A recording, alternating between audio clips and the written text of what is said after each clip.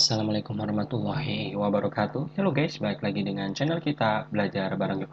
Oke, pada video kali ini kita bakal masih ngebahas KP03 kriteria perencanaan pada saluran. Nah, kita pada video kali ini ngebahas poin ke-6 yaitu tentang perencanaan saluran pembuang. Oke, bismillahirrahmanirrahim. Mari kita mulai aja poin 6 perencanaan saluran pembuangan. Yang pertama, data topografi ya. Sama seperti pembahasan sebelumnya, butuh data topografi.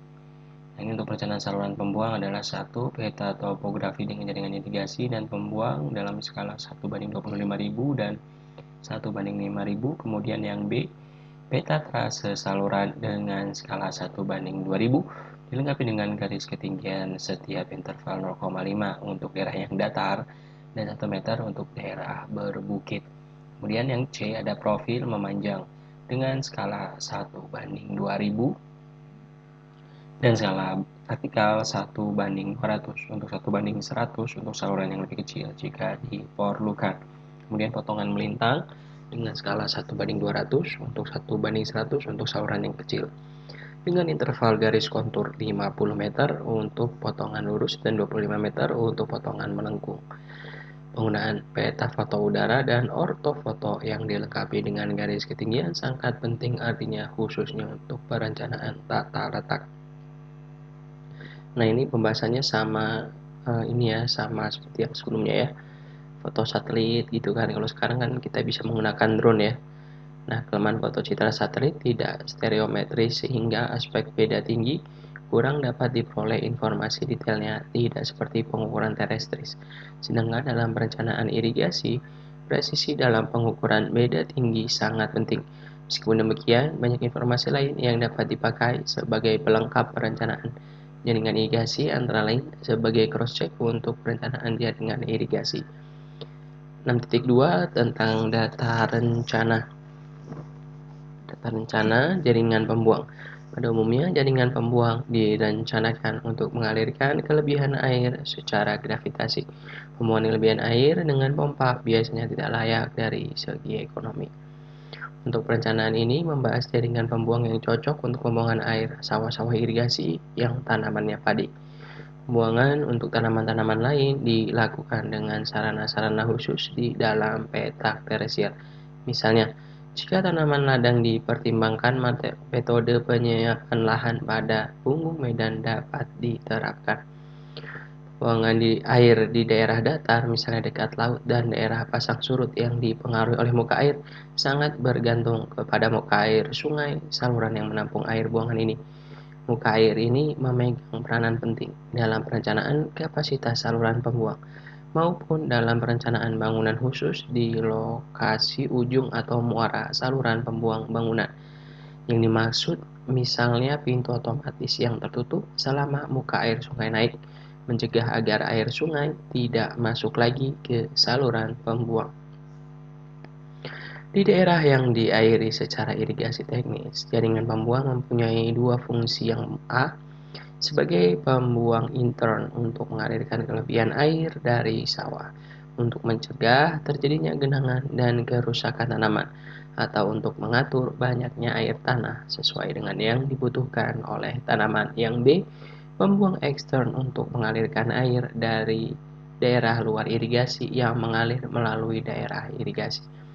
Dalam hal pembuang inter, kelebihan air ditampung di dalam saluran pembuang kuarter dan tersier yang akan mengalirkannya ke dalam jaringan pembuang utama dari saluran pembuang sekunder dan primer. Aliran pembuang dari luar daerah irigasi biasanya memasuki daerah proyek irigasi melalui saluran-saluran pembuang alamiah yang akan merupakan bagian dari jaringan pembuang utama di dalam proyek tersebut. Kebutuhan pembuang untuk tanaman padi. Kelebihan air di dalam petak tersier bisa disebabkan oleh 1. Hujan lebat, 2. Melimpahnya air irigasi atau buangan yang berlebihan dari jaringan primer atau sekunder ke daerah itu. Yang ketiga, rembesan atau limpahan kelebihan air irigasi di dalam petak tersier. Kapasitas jaringan pembuang yang dapat dibenarkan secara ekonomi di dalam petak tersier tergantung kepada perbandingan berkurangnya hasil panenan yang diharapkan akibat terdapat air yang berlebih, serta biaya pelaksanaan dan pemeliharaan saluran pembuang tersebut dengan bangunan-bangunannya. Apabila kapasitas jaringan pembuang di suatu daerah kurang memadai untuk mengalirkan semua kelebihan air, maka air akan terkumpul di sawah-sawah yang lebih rendah. Air di dalam cekungan atau daerah depresi akan melonjak untuk sementara waktu merusak tanaman, saluran, serta bangunan. Nah, biasanya tanaman padi tumbuh dalam keadaan tergenang ya, dan demikian dapat bertahan dengan sedikit kelebihan air. Untuk varietas unggul, tinggi airnya 10 cm dianggap cukup dengan tinggi muka air antara 5 sampai 15 cm dapat diizinkan. Kedalaman air yang lebih dari 15 cm harus dihindari karena air yang lebih dalam untuk jangka waktu yang lama akan mengurangi hasil panen varietas lokal unggul dan khususnya varietas biasa kurang sensitif. Demikian, tinggi air yang melebihi 20 cm tetap harus dihindari. Besar kecilnya penurunan hasil panen yang diakibatkan oleh air berlebih bergantung kepada satu, dalamnya lapisan air yang berlebihan, dua, berapa lama genangan yang berlebihan itu berlangsung, yang ketiga, tahapan pertumbuhan tanaman, dan yang keempat, varietas padi. Tahap-tahap pertumbuhan padi yang paling peka terhadap banyaknya yang berlebihan adalah selama transplantasi atau pemindahan bibit ke sawah persemaian dan permulaan masa berbunga atau periode merosotnya panenan secara tajam. Yang tajam akan terjadi apabila dalamnya lapisan air di sawah melebihi separuh dari tinggi tanaman padi selama 3 hari atau lebih jika tanaman padi tergenang air sedalam lebih dari 20 cm selama jangka waktu lebih dan 3 hari, maka hampir dapat dipastikan bahwa tidak ada panenan. Jumlah kelebihan air yang harus dikeringkan per petak disebut modulus pembuang atau koefisien pembuang, dan ini bergantung pada satu, curah hujan selama periode tertentu, dua, pemberian air irigasi pada waktu itu, yang ketiga, kebutuhan air tanaman, yang keempat, perkolasi tanah, yang kelima, tampungan di sawah-sawah selama atau pada akhir periode yang bersangkutan, 6, luasnya daerah, 7, sumber-sumber kelebihan air yang lain. Pembuang permukaan untuk petak dinyatakan sebagai D dalam kurung N sama dengan R NT plus N dikali I min ET min P minus delta S, di mana N adalah jumlah hari berturut-turut. Nah, DN ini adalah limpasan pembuangan permukaan selama N hari dalam satuan milimeter. RNT adalah curah hujan dalam N hari berturut-turut dengan periode ulang T tahun dalam milimeter. I adalah pemberian air irigasi milimeter per hari. ET adalah evapotranspirasi. P adalah perkolasi, dan delta S adalah tampungan tambahan. Untuk penghitungan modulus pembuangan, komponennya dapat diambil sebagai berikut. 1. Dataran rendah. Pemberian air irigasi I sama dengan 0 jika irigasi dihentikan, atau pemberian air irigasi I sama dengan evapotranspirasi ET jika irigasi diteruskan. Kadang-kadang pemberian air irigasi dihentikan di dalam petak tersier, tetapi air dari jaringan irigasi utama dialirkan ke dalam jaringan pembuang. Tampungan tambahan di sawah pada 150 mm lapisan air maksimum. Tampungan tambahan delta S pada akhir hari berturut-turut N diambil maksimum 50 mm. Perkolasi P sama dengan 0. Nah, untuk yang kedua, daerah yang terjal ya. Kondisi daerah dataran rendah tetapi dengan perkolasi PP sama dengan 3 mm per hari.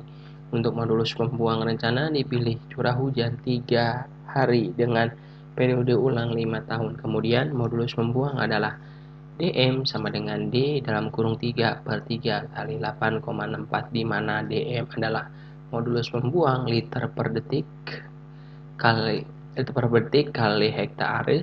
D3 adalah limpasan pembuangan permukaan selama 3 hari dalam milimeter. Kemudian ini 1 mm per hari sama dengan 1,8 1 per 8,64. Nah, makanya ini 3 ya, karena D-nya 3 dikali, karena 1 mm per hari itu sama dengan ini gitu ya, 1 per 8,64. Karena kan di sini modus pembuangan yang dipilih curah hujan selama 3 hari ya, dalam periode ulang 5 tahunan. Contoh perhitungan modulus pembuang. Nah, untuk daerah-daerah sampai seluas 400 hektar, pembuangan air per petak diambil konstan.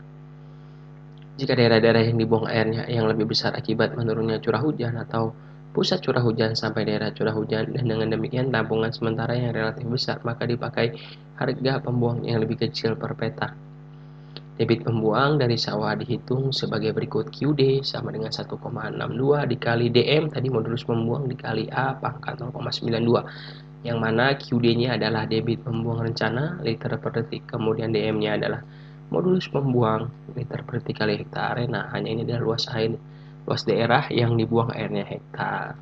Kan ini kan coret-coret ya kan, karena ini hektare ininya liter per detik kali hektare gitu ya, jadi L per gitu kan, DT kali HA kali HA. Nah, HA ini sama HA ini dicoret sehingga dapatlah QD nya. Faktor pengurangan luas yang dibuang airnya 1,62 kali A pangkat 0,92 diambil dari gambar 62 yang digunakan untuk daerah tanaman padi di Jawa dan juga digunakan di seluruh Indonesia. Nah, ini dia. Ini dari sini teman-teman ya. Kalau misalnya tempatnya lain ya berarti nanti faktor pengurangnya juga berbeda nih nantinya ya.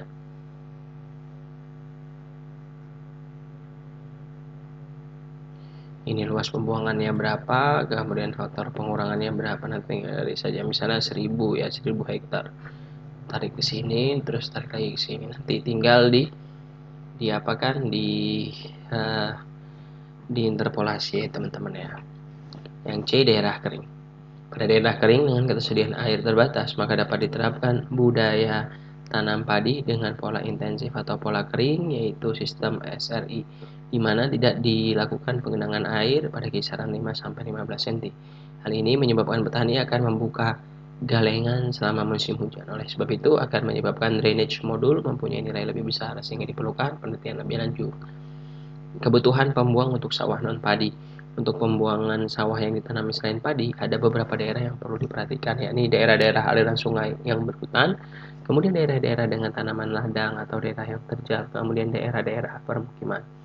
Dalam merencanakan saluran pembuang untuk daerah di mana padi tidak ditanam, ada dua macam debit yang perlu dipertimbangkan. Yang pertama adalah debit puncak maksimum dalam jangka waktu pendek dan debit rencana yang dipakai untuk perencanaan saluran. Oke, kita bahas satu-satu ya. Debit puncak nih ya, debit puncak pada waktu yang pendek nih. Debit puncak untuk daerah-daerah yang dibuang airnya sampai seluas 100 km persegi dihitung dengan rumus Derwooden yang didasarkan pada pengalaman mengenai sungai-sungai di Jawa. Nah, ini rumusnya QD sama dengan alfa kali beta kali I kali A, di mana QD-nya dan debit puncak. Alfa adalah koefisien limpasan air hujan atau runoff-nya, betanya adalah koefisien pengurasan luas daerah hujan, Q-nya adalah curah hujan dalam meter kubik per detik kali kilometer persegi, kemudian A-nya adalah luas daerah yang dibuang airnya dalam kilometer persegi. Dari lampiran 3 menyajikan cara pemecahan secara grafis untuk Derwooden bagi daerah yang besar curah hujan seharinya. R1-nya sama dengan 240 mm per hari. I adalah kemiringan rata-rata saluran pembuangan. Untuk harga-harga R1 yang bukan 240 mm per hari, rumus Derwooden tersebut sebaiknya dipisahkan secara terpisah.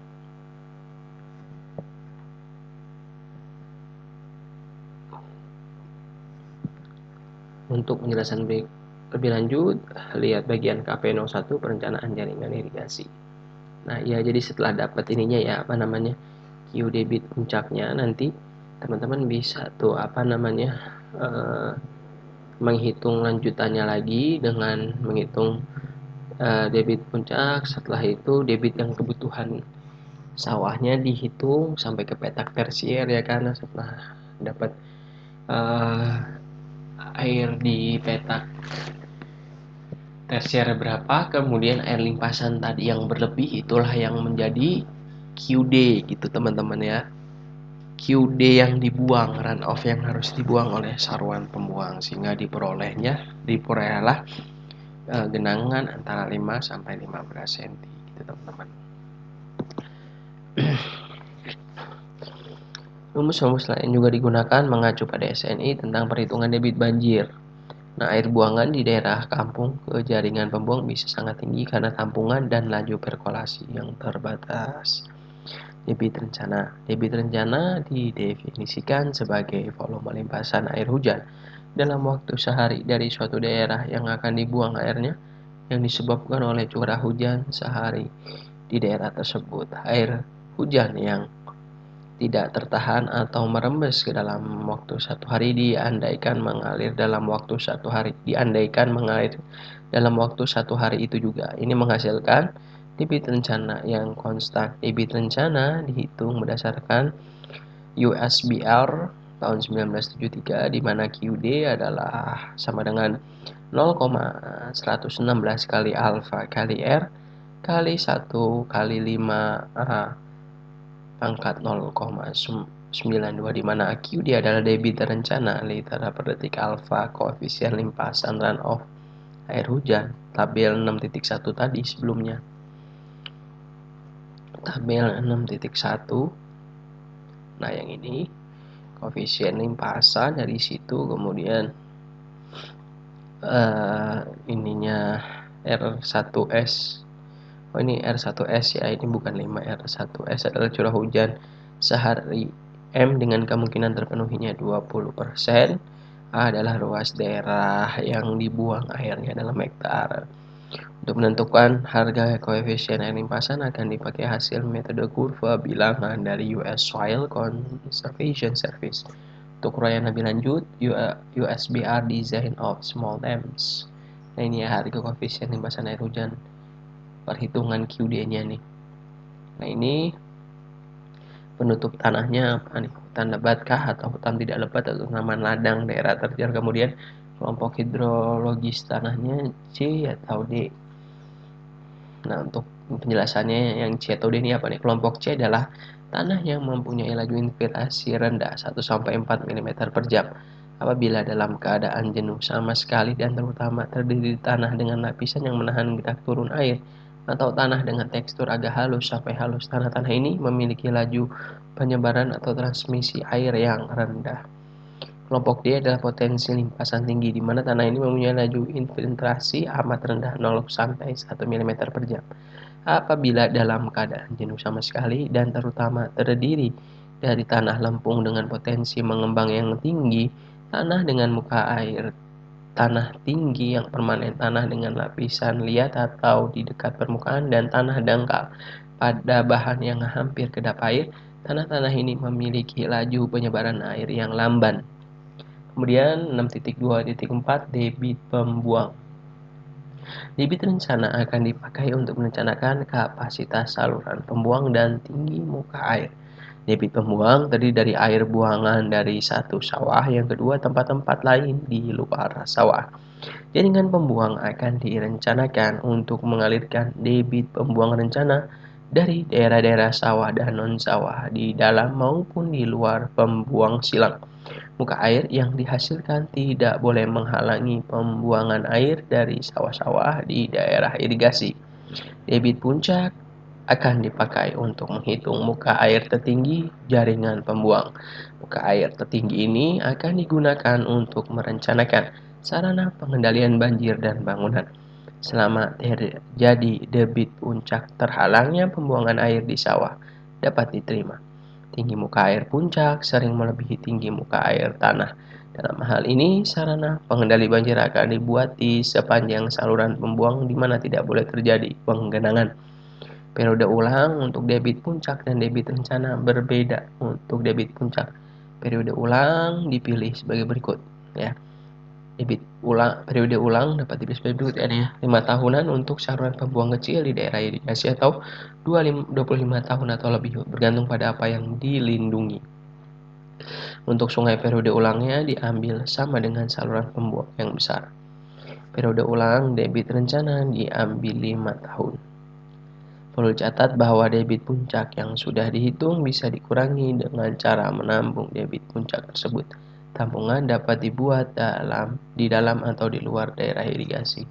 Misalnya di tempat di mana pembuangan silang memasuki daerah irigasi melalui gorong-gorong yang di sebelah hulunya boleh terdapat sedikit genangan. Di dalam jaringan irigasi tampungan, dalam jaringan saluran dan daerah cekungan akan dapat meratakan debit puncak di bagian hilir.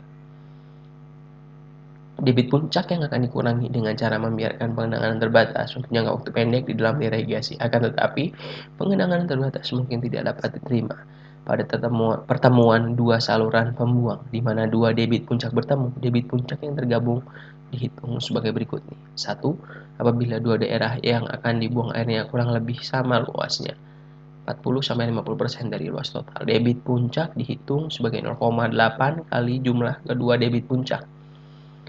Jika daerah yang satu jauh lebih kecil dari daerah yang satunya lagi, kurang 20% dari luas keseluruhan, maka gabungan kedua debit puncak dihitung sebagai daerah total.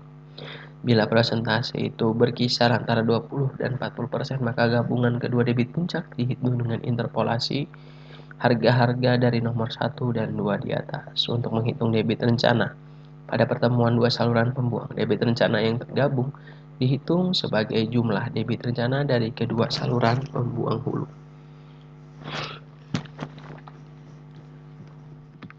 Pada pertemuan saluran pembuang di daerah irigasi dengan saluran pembuang dari luar daerah irigasi dapat didekati dengan memakai koefisien seperti kriteria perencanaan pertemuan dua saluran pembuang inter dengan jalan.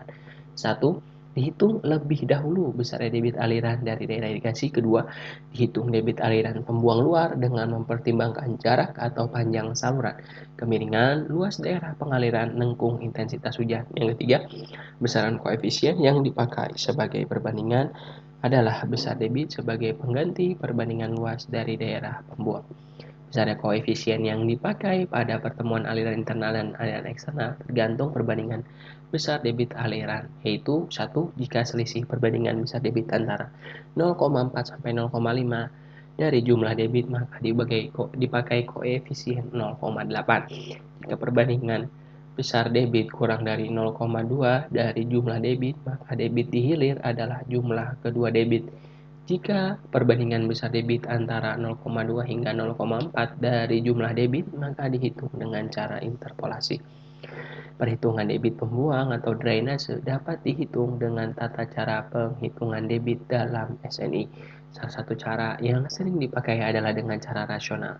Metode atau cara ini merupakan metode lama yang masih digunakan untuk membedakan debit aliran daerah dengan luasan kecil, umumnya kurang dari 500 hektar. Asumsi dari metode ini antara lain, puncak limpasan terjadi pada saat seluruh daerah ikut melimpas, yang merupakan fungsi dari intensitas hujan yang durasinya sama dengan waktu konsentrasi. Intensitas hujan diasumsikan tetap dan seragam di seluruh daerah. Oke, 6.3 data mekanika tanah. Masalah utama dalam perencanaan saluran pembuang adalah ketahanan bahan saluran terhadap erosi dan stabilitas talut. Data-data yang diperlukan untuk tujuan ini mirip dengan data-data yang dibutuhkan untuk perencanaan saluran irigasi, ya kan? Sama kan? Pada umumnya data yang diperoleh dari penelitian tanah pertanian akan memberikan petunjuk atau indikasi yang baik mengenai sifat-sifat mekatanah yang dipakai untuk trase saluran pembuang. Karena trase tersebut biasanya terletak di cekungan atau daerah depresi, tanah cenderung untuk menunjukkan sedikit variasi dalam banyak hal. Uji lapisan dan batas cair atau liquid limit pada interval 0,5 km akan memberikan cukup informasi mengenai klasifikasi seperti Unified Soil Classification System pada tabel 2.4 yang sebelumnya ya. Berarti ada di bab-bab sebelumnya ini tabelnya. Apabila dalam pengujian tersebut sifat tanah menunjukkan banyak variasi, maka interval tersebut harus dikurangi. Oke, teman-teman semua, data mekanika tanah ini adalah akhir dari pembahasan poin ke-6. Terima kasih kepada teman-teman yang telah menonton. Semoga bisa bermanfaat untuk teman-teman semua dan semoga sehat dan sukses selalu untuk kita semua. Amin amin ya robbal alamin. Dan juga semoga apa yang kita cita-citakan dapat segera terwujud dalam waktu yang sesingkat-singkatnya. Amin amin ya rabbal alamin. Thank you for watching. Wassalamualaikum warahmatullahi wabarakatuh.